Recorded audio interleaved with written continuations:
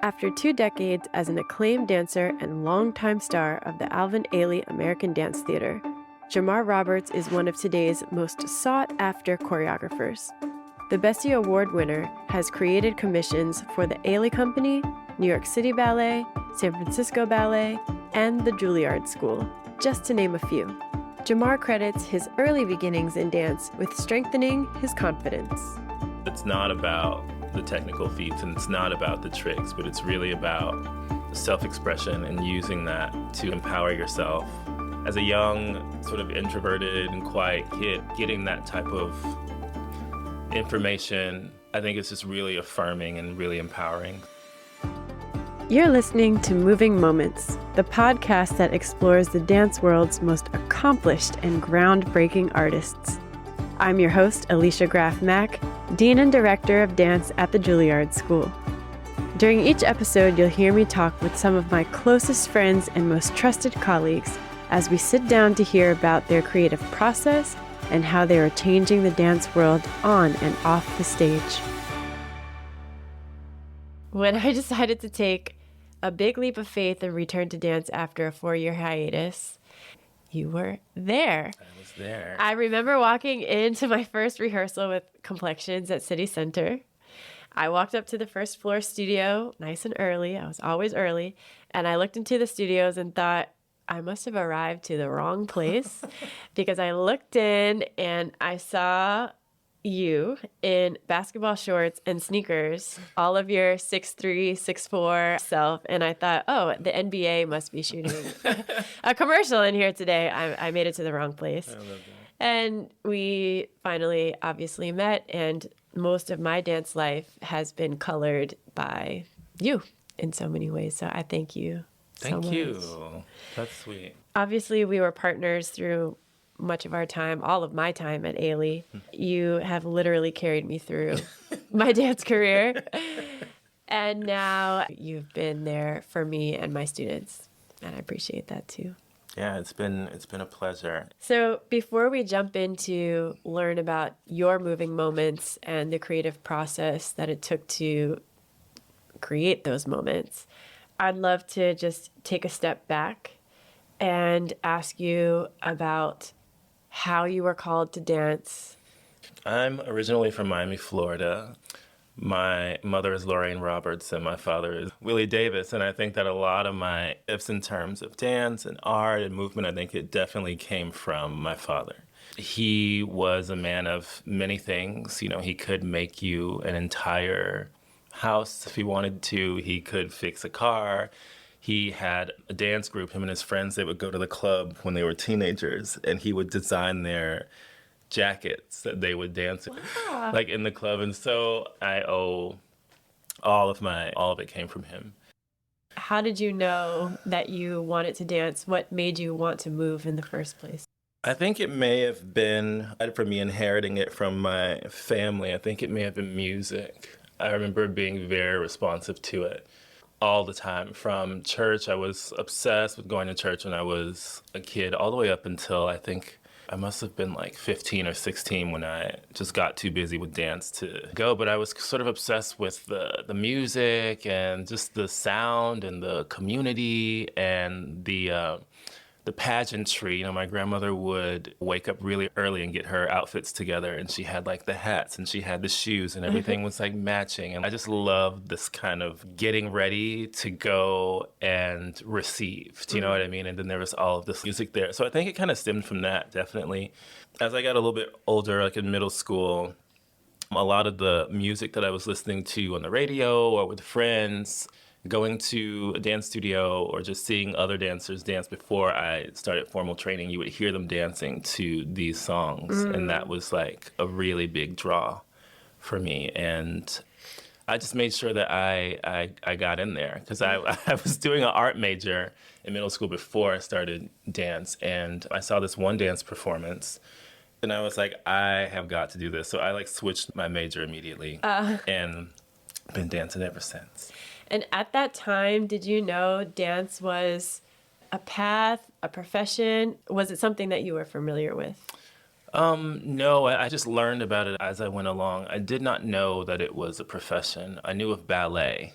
I know that that was the thing that was like always in the forefront of my mind when I thought about what dance was. You know, tights, tutus, the Nutcracker, this whole thing. But I didn't know the sort of like the breadth of dance, like how expansive it could be, and if I could ever have a place in it. I wasn't really concerned with that. I was just sort of concerned with getting in there, getting in a class, or like, you know, being friends with somebody that can like show me some moves. So I was very in the moment. I never really projected very far into the future if I wanted to be a dancer. That didn't really happen until I was actually dancing professionally, I think.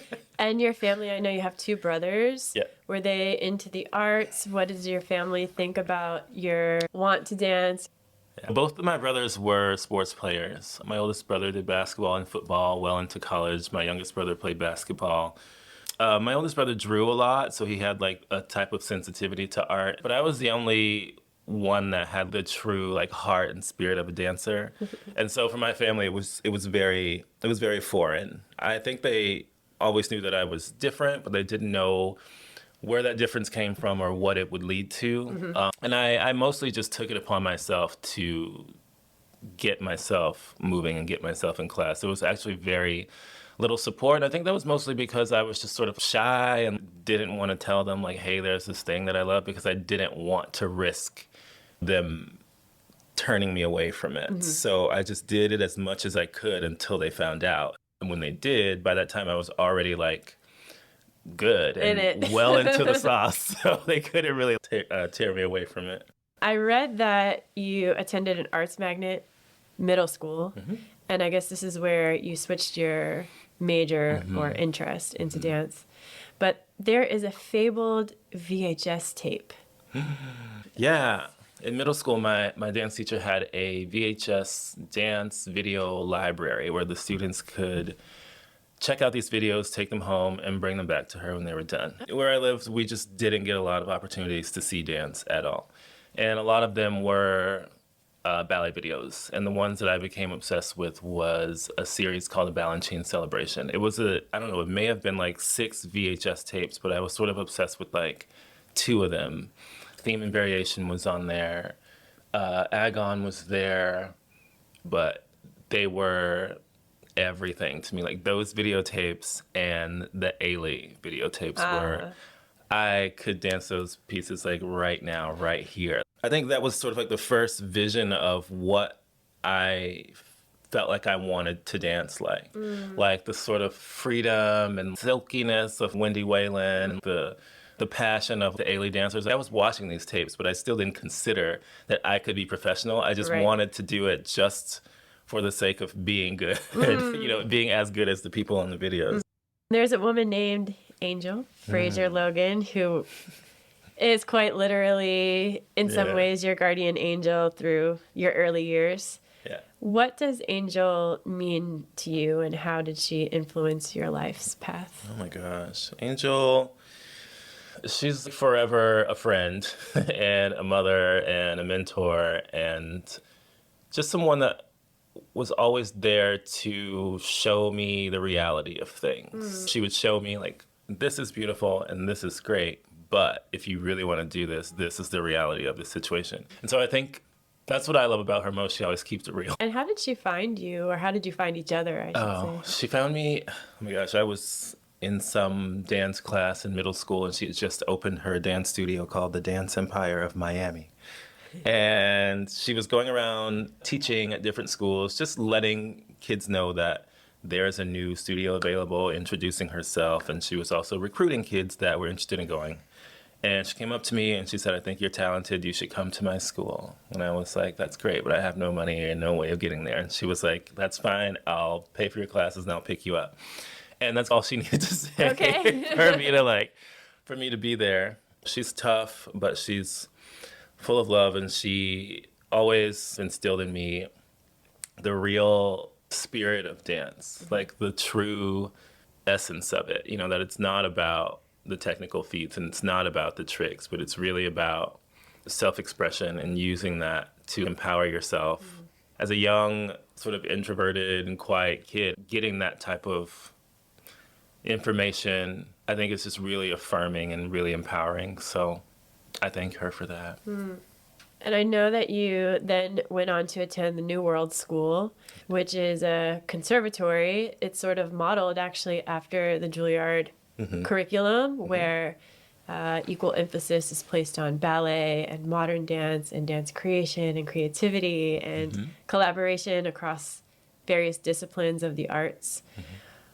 What is something that you took from your high school experience that you may still hold on to? There were two things. The first thing was to work hard. I was really talented and really tall and really kind, and so I always got everything, handed to me very easily. But it wasn't until I went to New World that one of the ballet teachers was just not having it. And he was just kind of like, you're good, but you're not that good, essentially, and you're just going to have to work harder.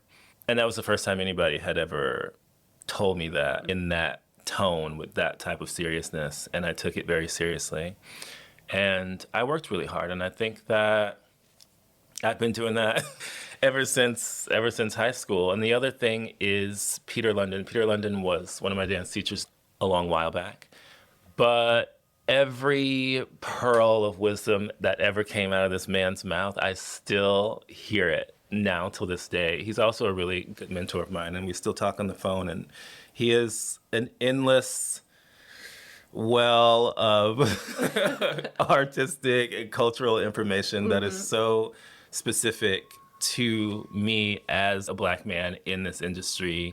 I just find that everything that he says is just so on point. He's been to where I am and probably more. Yeah. And he's worked with Martha Graham herself. So those two things definitely from high school, they were major takeaways. And from your early training years before you came to New York and started your career with Ailey, what barriers did you find? As a young kid, it's like I wanted to practice at home, but I have all my brothers there, and then like my grandma's there, and we're living in this small place, so it's just kind of like, where do I do it? Yeah. I don't know. Let me just try these fortes in the bathroom. This kind of thing. Or hearing the Nutcracker music and not being able to afford it, So how am I going to get this music? I can figure out a way to record it from someone else's TV or something like that. Eventually, you found your way to Ailey. You started with Ailey 2, quickly moved on to the company just a year later. What did that mean to you, and what discoveries did you make in those first few years? I'm laughing because it was so hard. Maybe this was the beginning of learning how to be an artist, things like pacing yourself through pieces. I grew up doing a lot of competitions, and so that's just wham, bam, hit it with all of your might for like 2.5, 3 minutes. Right. But then when you go into Ailey 2 and you're doing pieces that are 20, 30 minutes long, it's not sustainable. Right. So learning things like that, certain artistic decisions, how to handle yourself professionally when speaking to other people, whether they be your coworkers or interviews and things like this. It was sort of like the beginning of this type of self-curation, artistic development. I like that word, self-curation. It's a thing. It is a thing, and it's something that we don't often talk about. Sometimes when we're working with young dancers, we talk a lot about making choices, or what is the technical aspect versus the artistic aspect, and then expecting that a person knows what that means and even how to not differentiate but marry those ideas.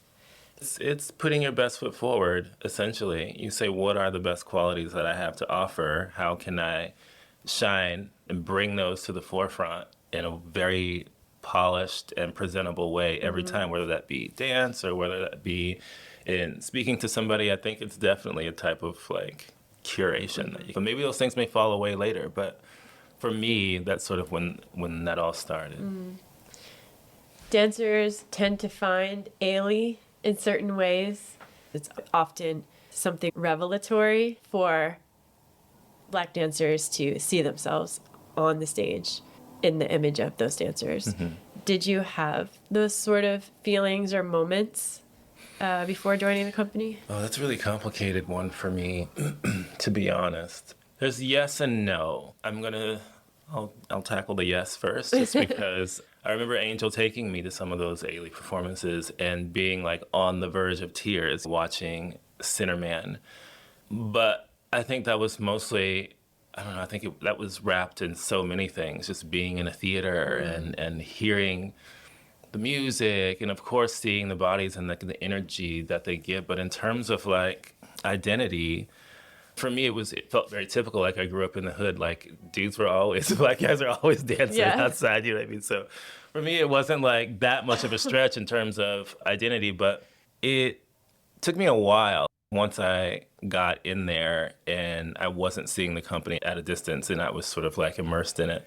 And then learning about Alvin and his path and how the company became to be at all. That's when things started to really change for me in terms of identity. It was always interesting for me to observe you in the daily grind, if you will, of things. And I guess part of the artistic curation or self-curation, witnessing you doing that in real time, taking daily classes, learning choreography, and then really interpreting the work. And what I always took so much from you was how you interpreted the work. And I think that's also what made you so attractive to choreographers who would walk into the space, because they would give ideas and then you would really give them feedback, which I thought was really remarkable and probably are some of the seeds of your work as a choreographer before you really started to create on the company. Yeah. I don't know. I've always seen my facility as very limited. So I've always felt like I've had to approach dance very differently than most people. Given my size and like muscle mass and like flexibility or lack of flexibility, you know, I've always had to sort of rig it, to be honest. So I think like what you're witnessing was the rigging of things until I kind of like figure out a way to give the choreographer exactly what they want, but in the way that, not the way that I want to do it, but the way that I can only physically make it work. Really, that's really cool. It's really cool to like hear the fly on the wall. To be honest, in my own artistic development, you gave me a lot of permission to make decisions. Also, because of your physicality and your power in dance, it made me turn up as well, because being your partner, many times you're dancing next to you, I was like, oh, nobody's going to see me do anything if I'm dancing next to him. So I had to match your energy, which I think really improved my work as a dancer too, and my enjoyment really of the work on stage. Yeah. It's always amazing to see your body in motion, because someone of your size and stature, you just wouldn't expect to move so quickly. And you have this like quick twitch. Like you can move as fast as someone who's 5'5" easily or faster. Yeah. Where does that come from? I don't know. I do know that like music, in the way that I hear it and the way that I interpret it and the way that I kind of play with it, I think it does this push-pull thing with me. And time, the amount of time you have to stretch a movement out versus shrink a movement, it seems like my mind is able to do that sort of calculation like instantaneously. And we all kind of do it, but I guess my reaction time is just really quick. Very quick. Your brain and your body can work together like a machine, like a computer. Yeah. It's fun though. And I also I love the feeling, like sometimes I tell dancers to make wind with their bodies, and I like love the feeling of moving. It's one of the things I have the most gratitude for in life. It's like having an able body and one that is trained in this way where you can request, upon request, you can ask it to do something and it does it for you. To me, I think it's so cool and I'm always so grateful for it. And even now, as I'm older and able to do less, I can still manage to have that same relationship with my body, and I kind of love that. So I've asked every person who has interviewed for this podcast to describe that magic moment or high that you feel when you're dancing or performing. Has anyone ever said possession? No. I think it feels a little bit like possession. It's like a reverse possession. It's not like something is left my body and is now taking its place. It's like whatever my body was before I stepped on stage, whatever was in there has left, and the real me has jumped into my body. Kind of like the Beyonce Sasha Fierce thing, if you will. It feels a little bit like that because once you have all your steps together and you have everything that you need to perform the work, you just kind of like trust. There can be moments that kind of like knock you out of that space, depending on if you're on your leg or not, or it could be another person. But for the most part, it really feels like possession. And I love that feeling. I love that sort of intense feeling of being like overwhelmed energetically, this sort of like this cipher, this like hurricane. You feel like a little bit invincible. You kind of feel like you can tackle anything. And I've had that even on my most insecure days going on stage. The insecurity falls away, and then this other thing comes into play. And so for me, it's rare that I've ever went on stage, performed, and left and felt like incredibly bad. Even if I've fallen, I still had that feeling. Do you know what I mean? And I've always been like grateful for it. So no meaningful, successful career exists without the peaks and the valleys. And you've stepped away from full-time professional dancing twice during your time at Ailey. What happened and what brought you back, or what were you experiencing? Yeah. The first time, I think I was in the Ailey company for 2 years, and I got it when I was 18 years old. And like I said, I grew up as a visual artist mainly before I found dance. And I think I was plagued with the desire to go and know what the other parts of me wanted to do, like go and do visual art, go and do fashion design. And growing up in this sort of strict company setting where you're rehearsing all day, you're performing all day, you don't really have time to explore the other facets of yourself because you have to give everything to this one thing. And that's, for me, that's the only way to do it. You can't, it's really hard to do it halfway. Yeah. So that was the first time, and I was really young. And we're in my office at Juilliard, and I have this drawing that Jamar made of me. I think you were over at my apartment. We were watching TV, just relaxing. That's wild. I can't believe you still have that. Oh, I just love this because, first of all, it is so you in the sense that it has all these curves and lines. Not in your brain, but it seems like this is how you make sense of dance in the world in some way. But I just remember I had a set of paints, and you started painting this, and then you were like, I remember. That's the first time I've ever used paint. What? This thing is a masterpiece.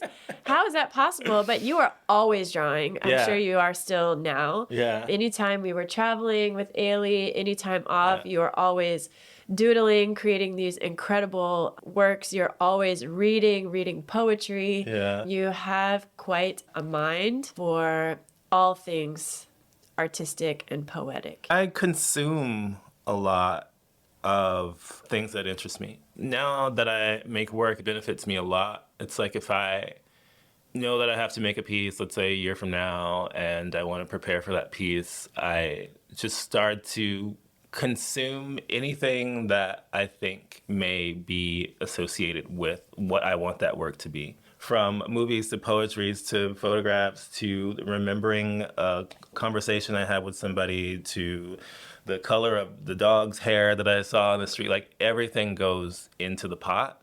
And then I just kind of work my way. But yeah, that's what I do. I'm a consumer. I love that. And so when you started developing your choreographic voice, were you really aware of what you were doing?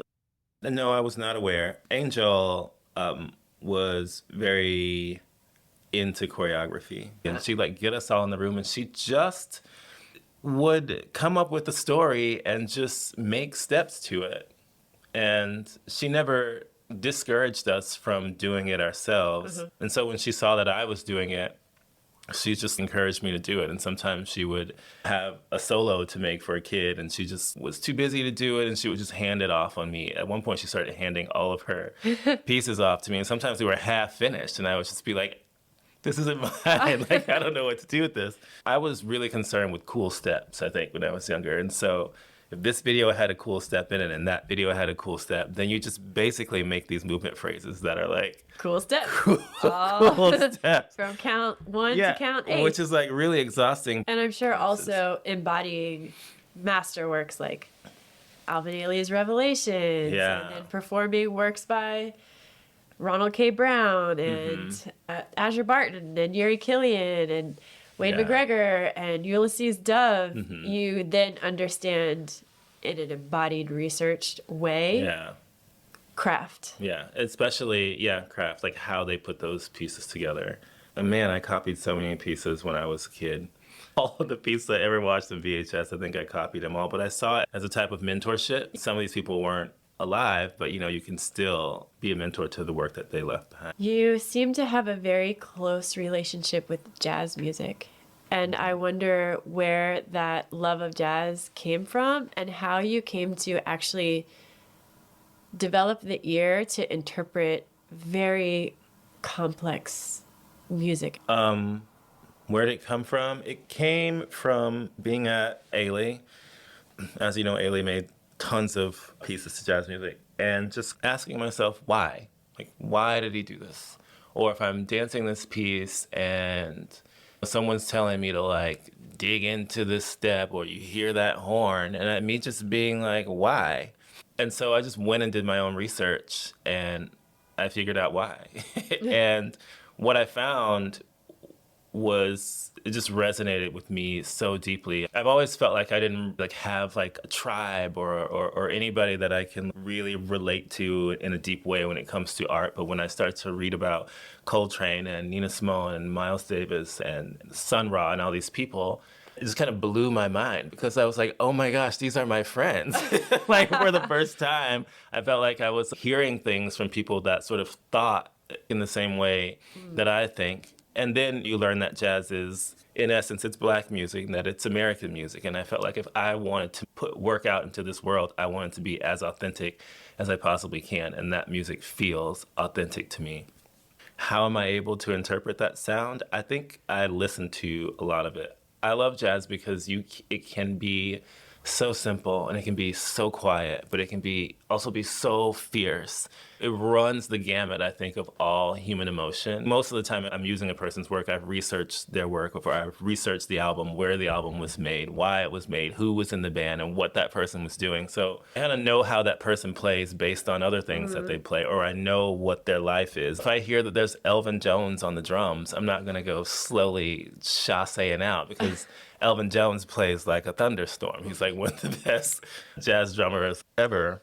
It's more instinctual than it is, I think, actual knowledge. I'm no musician, but I do know that my relationship to sound is very innate. It's very keen. Yeah. I see that in your work, and I think that's also what makes your work so visceral to experience, not as a dancer, actually as an audience member to watch, because it feels like you're ingesting the music as you watch the movement. I love that. Which I really appreciate. Jamar, when you think about your life in dance, or maybe as a series of moving moments, are you pleased? I am. I never thought that I would be where I am in a million years. I feel like I have a lot of work to do still. The highs that you felt when you were performing, have you found that as a choreographer, or it is a different sort of role or space? Absolutely not. No. Nothing does what dance does. You can make all the dances you want until you're in the grave, but the feeling of dance itself, it is its own singular feeling. Love to choreograph, love it, but I honestly think it gives you very little back. I mean, for me, when I see a dancer go on stage and take the work that I've given them and they really make it their own, well, I no longer see myself. I no longer see my step. I just see this dancer just like in their moment. Yeah. That for me those are really, really happy times. And I think it's tricky for the dancer because dancers are always want to do well for the choreographer, but I'm always like, no, do it for yourself. Like, I've only given you this information so that you can take it and give birth to something new. Jamar, my friend, you're a genius, are such a gift to our field and our world. And I thank you for sitting here with me today. Thank you. I love this. I hope you enjoyed this episode of Moving Moments. If you like what you heard, please tell your friends about it. Spread the word. Be sure to follow the show, rate us, and leave a review wherever you get your podcasts. To keep up with future episodes, follow us on Instagram at Moving Moments Podcast and visit us at artfulnarrativesmedia.com. Tune in next week as we hear another inspiring artist's moving moments.